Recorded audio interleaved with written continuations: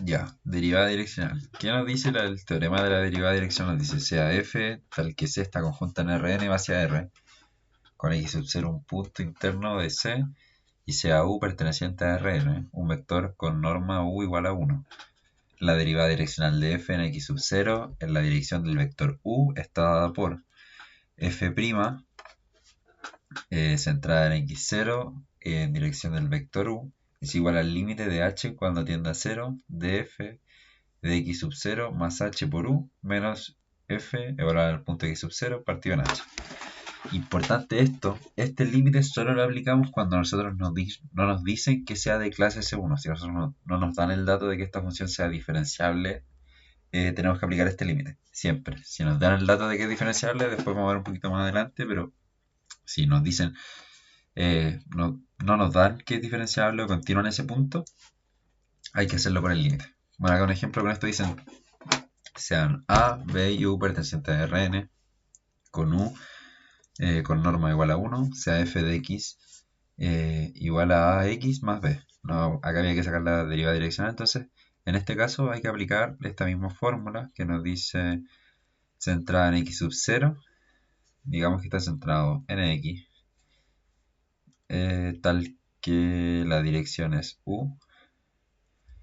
Hay que aplicar la fórmula, sería el límite de h cuando tiende a 0 de f de x más h u menos f de x partido en h.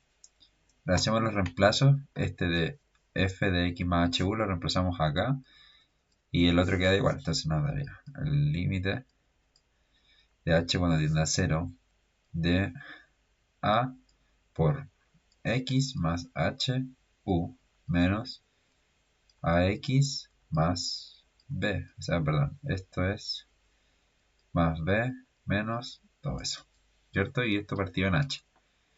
Repartimos, distribuimos el a y también podemos distribuir el menos y nos daría el límite de h cuando tiende a 0 sería ax más ahu más b menos ax menos b partido en h. Si se fijan, este ax se va con ese ax y ese b se va con ese b. Lo que nos daría que el límite de h cuando tiende a 0 de ahu partido en h es la derivada direccional, se van esos h, no nos queda el límite de h cuando tiende a 0, entonces la derivada direccional de x en la dirección de u es a por u, que sería el vector, o sea, la dirección en este caso. Es un ejemplo súper básico, pero es para entender cuando se usa, cómo se usa este límite. Que es más o menos como la definición de derivada, pero bueno. Después, para entender esto, también tenemos que entender más o menos el concepto de lo que es diferenciabilidad, por lo que lo decía. Cuando nosotros tenemos que la función es de clase C1, podemos trabajarlo de una forma distinta, que es mucho más sencilla y se saca con gradiente. Pero, por ejemplo, para determinar diferenciabilidad, primero existe el que yo digo que es el monstruo, que es toda esta fórmula que nos dicen si f tal que c está conjunta en Rn hacia R es un campo escalar diferenciable. La ecuación que se cumple sería el límite de x es x sub 0 de f de x menos f de x igual al punto menos la gradiente de x0 menos la, o sea, producto punto por la diferencia de puntos partido en la norma de x menos x sub 0 tiene que ser igual a 0. Acá un ejemplo en R2. En R2, cuando va hacia R, sería que f de xy cuando va a x0 y y sub 0 sería f de xy, la función base, después menos la función evaluada en el punto, menos el producto punto entre la gradiente evaluado en el punto por x menos x sub 0 y menos y sub 0. Y eso se distribuye como se ve ahí, de una forma más fácil de verlo, y finalmente partido en la norma de x menos x sub 0, y menos y sub 0. Todo esto tiene que dar igual a 0. Si nos llegaran a preguntar un ejercicio, si llegaran a preguntar un ejercicio de diferenciabilidad, la forma de evaluar esto sería, tú demuestras esto, aplicas, tengamos una función, te va a dar un límite, y es como en continuidad cuando teníamos que el límite de f de 0, digamos que de x cuando tiende a 0, tiene que igual ser al candidato al límite que nos daban. Entonces, en este caso, hay que probar caminos y teorema del sándwich hasta demostrar que efectivamente el límite de esto es 0. Y si eso se cumple, significa que la función es diferenciable. Y si es diferenciable, se puede decir de clase C1. Eso sirve mucho para lo que vamos a ver después, los distintos teoremas. Pero esta es una forma de sacarlo. Los otros teoremas nos dicen que si f tal que c está conjunta en Rn y va hacia Rm es diferencial en x sub 0, entonces f es continua en x sub 0. Acá se genera esto que es que si f es diff, eso implica que f es continua. Pero está mal decir que si f es continua implica que f sea diferenciable. Eso está mal. Lo de arriba está bien. No necesariamente porque sea continua es diferenciable. Son dos cosas muy distintas. O sea, van más o menos de la mano, pero son distintas. Entonces, pero nos sirve saber que si f es diferenciable a la vez es continua. Eso sirve más como para lo que era teorema del sándwich. Nos decían ya es diferenciable, entonces decía ya es continua. Otro teorema que nos dice sea f tal que c está conjunta en Rn y va hacia R con x sub 0 un punto interno de C. Si existe epsilon mayor a 0 tal que las derivadas parciales de primer orden de f son continuas en la bola b tal x 0, entonces f diferencial en x 0. ¿Qué nos quiere decir esto? De una forma más sencilla de verla, que si nosotros tenemos las parciales continuas de primer orden, o sea, por ejemplo, tenemos f y la derivada de f respecto de x es continua y la derivada de f respecto de y, digamos que estamos evaluando en x y no más, es continua. Esto, si ambas se cumple que son continuas, eso implicaría que f es diferenciable. Y eso es una vez, entonces como es de primer orden, sería diferenciable. Eso es de clase C1, es diferenciable una vez. Esto, si fuera dos veces, sería clase C2 y así. Eso es lo que explica este teorema. Y ahora volviendo a derivada direccional. Si nosotros sabemos que es diferenciable, como lo dice acá, dice sea f tal que c conjunta en Rn hacia R diferenciable, esa es la gran diferencia con el teorema de arriba. Si es diferenciable en x sub 0 perteneciente a un punto interno de C y con u perteneciente a Rn, con u también con norma igual a 1, entonces la derivada direccional de f en x sub 0 en la dirección del vector u satisface la ecuación de f' de x0 en dirección de u con el gorrito, eso es porque es unitario, es igual al gradiente evaluado en el punto por la dirección. Es una forma mucho más fácil de sacarlo que, por ejemplo, con este límite. Pero para eso, para poder aplicar esto, tenemos que tener muy claro lo que es diferenciabilidad y de que sea clase C1 y todas estas cosas, que son términos que ya una vez lo podéis ver son más fáciles de entender y son más, pero hay que manejarlo. Acá acordarse que el u gorrito, que yo le pongo acá, es igual a u partido en la norma de u. Hay que normalizar, perdón, esto yo dije unitario, sí, pero hay que normalizarlo siempre para poder aplicar la dirección. La dirección siempre tiene que estar normalizada, si no está mal. Bueno, acá un ejemplo dice, un campo escalar diferenciable de f tiene en el punto 1, 2 las derivadas direccionales más 2 en dirección al punto 2,2 y menos 2 en dirección al punto 1,1. ¿Qué nos dice? F, cuando está en 1,2 y va hacia 2,2, tiene derivada direccional, o sea, el f' centrado en este sería el 1, 2, en una dirección, digamos que u1 es igual a 2. Y también tenemos que cuando va hacia el punto 1, 2, va hacia dirección al punto 1, 1, que es para el otro lado, pero dejémoslo así como porque se llama un poco más bonito. Ya f' de 1, 2 en dirección de u2 es igual a menos 2. ¿Qué nos dice acá? Nos dice que desde f2 tenemos que, perdón, eso hacia u1 es igual a 2. Y acá tenemos que f' de 1, 2 hacia u2 es igual a menos 2. Si se fijan acá, ¿cuál es como la distancia, la dirección que ocupa acá? Es que es fácil de sacar porque por ejemplo, se va desde 1,2 hacia 2,2, sería 2,2 menos 1,2 es igual a 0, perdón, 1,0, 1,0. Y ese sería nuestro U1. Y en este caso sería 1,2. No, mentira, perdón. 1,1 menos 1,2. Ese es igual a 0, menos 1. Esas serían como nuestras direcciones. Ese sería U2. U2, ¿cierto?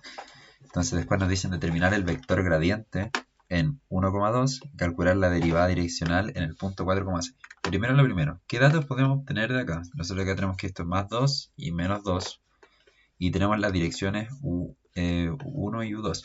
Antes de hacer U1 y U2, que esto es sin normalizar supuestamente, pero lo primero que vamos a hacer sería normalizar el U1 y el U2 para que poder meterlo dentro de esta fracción. Sería ya U1 normalizado, sería 1,0 partido en la raíz, que sería la norma de 1 cuadrado más 0 cuadrado.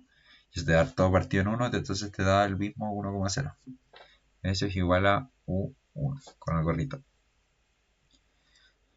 Después para U2 normalizado sería lo mismo, 0, menos 1 partido en la raíz de 0 al cuadrado más menos 1 al cuadrado. Eso te da partido en 1, entonces te sigue dando lo mismo.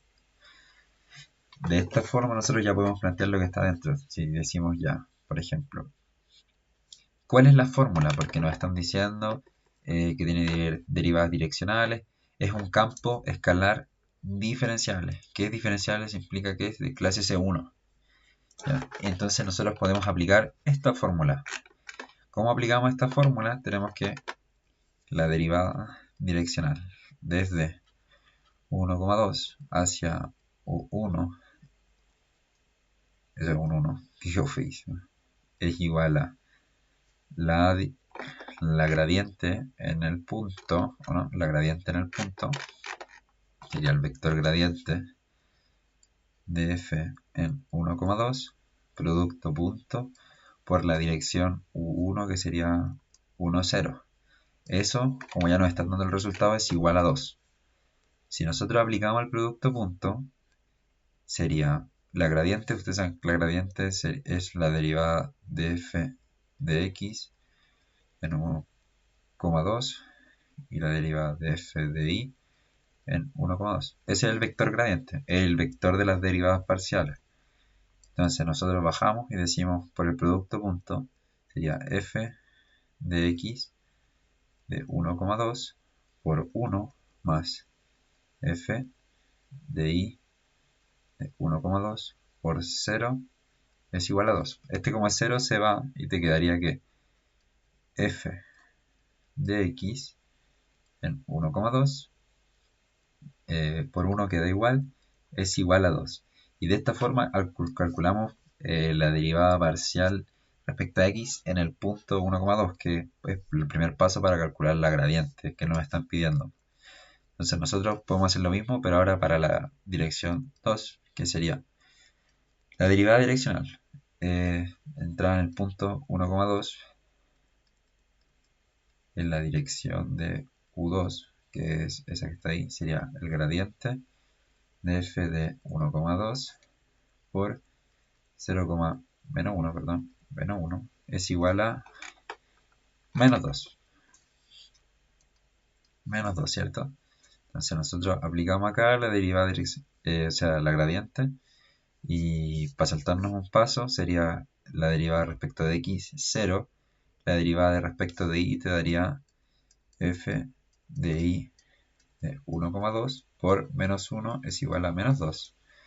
Te daría que la derivada de f de y 1,2 negativa es igual a menos 2 y eso es igual a decir que f de y de 1,2 es igual a 2.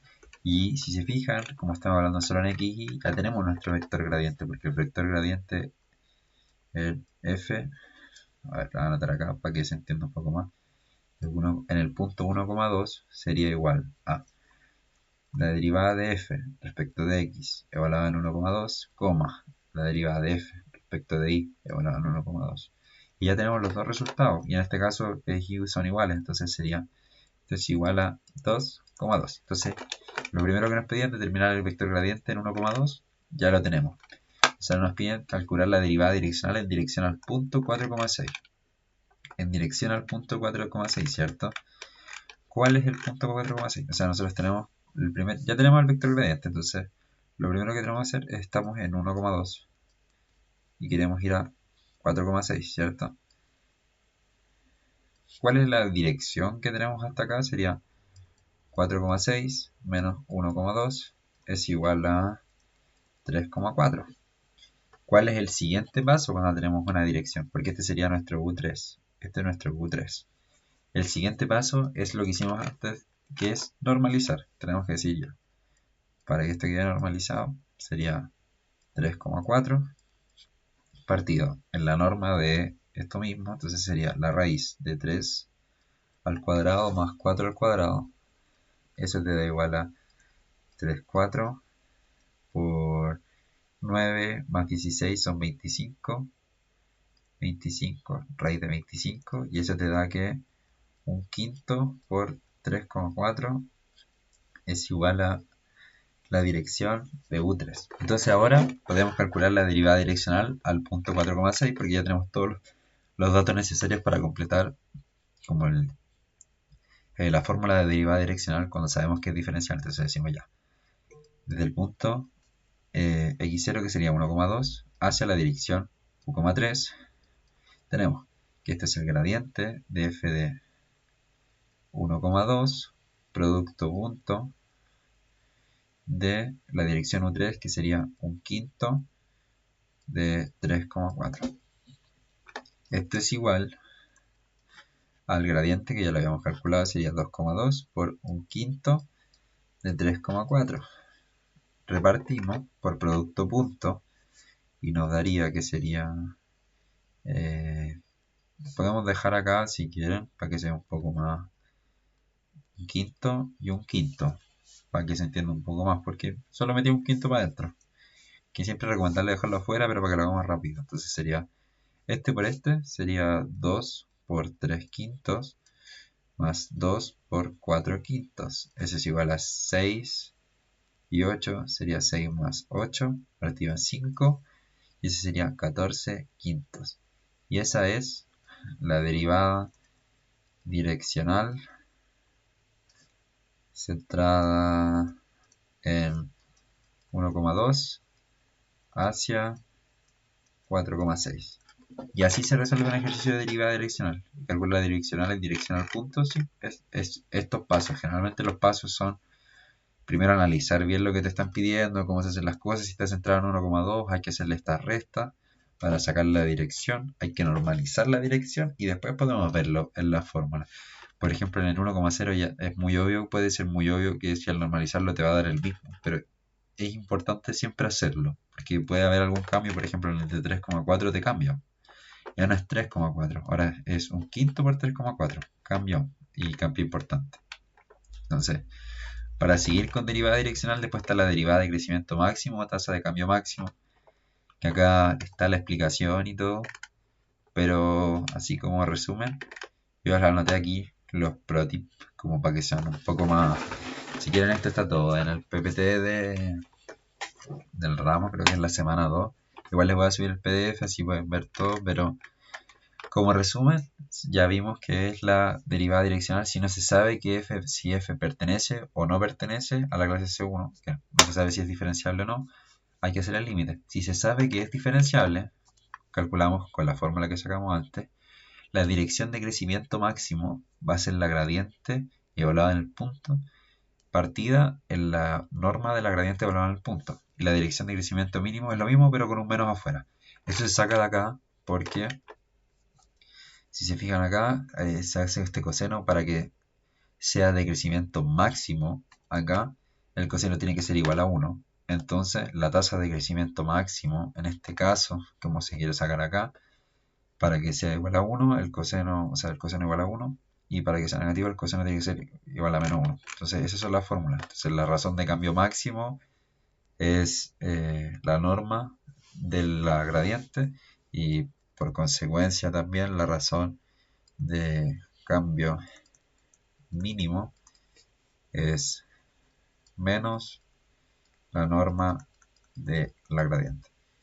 No es tan complicado, es más largo, es hard, no es tanta materia, pero hay que entender muy bien, importante que se aprendan bien lo que es diferenciabilidad y cuando te están hablando de que si es diferenciable o no es diferenciable. Si no te dicen que es diferenciable, hay muchas cosas que no se pueden aplicar. Por ejemplo, yo no puedo aplicar esto si no me dicen que es diferenciable. Si yo no sé que es diferenciable, yo tengo que hacer esto. Pero si yo sí sé que es diferenciable, me facilitan la vida y tengo que calcular la gradiente. Por ejemplo, en este caso hubiera sido mucho más complicado con el límite y todas estas cosas. Pero eso. A ver, lo que nos falta ver de toda esta materia, o sea, algo importante de saber también cuando vemos derivada direccional y derivadas de segunda orden, que la hacen en un bloquecito aparte, que es un poco más corto de entender porque es solo la definición, no va a explicar ningún ejemplo, igual después podemos hacer ejercicio de esto, pero es ya no sirve para arreglar la cadena y para otras cosas, que es cuando, como después teorema de Schwarz y derivadas parciales de orden superior, donde nos dice la definición que sea f tal que c está conjunta en Rn hacia R, una función de varias variables a valor real y x sub 0 un punto interno de C. Una derivada parcial de segundo orden o de orden 2 en f2 se obtiene al calcular alguna derivada parcial en x0, cualquiera de las funciones derivadas parciales en primer orden de f1. O sea, ¿cuál sería una derivada parcial de segundo orden? Por ejemplo, la derivada de f de x cuadrado. Eso es derivar f dos veces respecto de x. Es una derivada de segundo orden. O también puede ser f de así, que derivamos primero respecto a y, después respecto a x. Y esas son derivadas de segundo orden, o sea, las segundas derivadas. Y de orden superior, como acá dicen, orden superior dice, de manera general, cualquier derivada parcial de orden n mayor o igual a 2 se llama derivada parcial de orden superior. Es solo entender ese término, si no hablan de derivadas de orden superior, significa que es ya de la segunda derivada hacia arriba. La segunda, la tercera, la cuarta, la quinta. Por eso, acá están las definiciones explícitas, pero es solo eso. Y esto es lo importante, que nos sirve, por ejemplo, para arreglar la de la cadena, que nos dice el teorema de Schwarz, que dice sea f tal que sea esta conjunta de Rn hacia R, una función de varias variables a valor real, con x sub 0, un punto interno de C. O sea, x sub 0 pertenece a los puntos internos de C, es un punto interno de C, con un punto tal que existe epsilon mayor a 0 que cumple con las derivadas parciales de segundo orden de f, son continuas en la bola B centrada en x0 hacia epsilon. ¿Qué quiere decirnos esto? Que las derivadas parciales de segundo orden de f son continuas, significa que esto es de clase C2. Es como lo que hacíamos cuando es diferenciable. Bueno, como decíamos que ya las derivadas parciales de primer orden son continuas, significa que es diferenciable una vez. Eso es de clase C1. Si es de clase C2, podemos nosotros aplicar teorema de Schwarz, que lo voy a anotar aquí. Como dice, de segundo orden de f, eso es de clase C2. De clase C2, en este caso en Rn.